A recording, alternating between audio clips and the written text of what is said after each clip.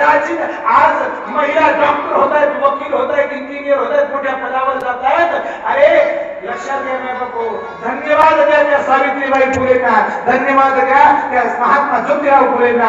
कदाचित सावित्रीबाई फुले नसत्या तर कदाचित या महिलांना फक्त चूल आणि मुलंच माहित राहिलं असतं. आज सावित्रीबाई फुलेंना आज आपण त्रिवार वंदना करूया. आज त्यांच्या निमित्ताने आज बालिका दिवस म्हणून संपूर्ण माझ्या माता भगिनींना त्रिवार वंदना करतो. माझ्या सावित्रीबाई फुले यांना सुद्धा त्रिवार मानाचा मुजरा करूया.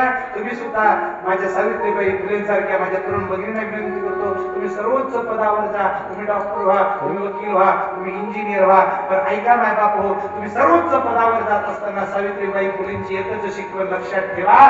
जसं सावित्रीबाई फुलेंच्या डोक्यावरचा पदर कधी खाली आला नाही, माझ्या ताईंनो तुम्ही मोठ्या पदावर जा, पण डोक्यावरचा पदर कधी खाली येऊ देऊ नका.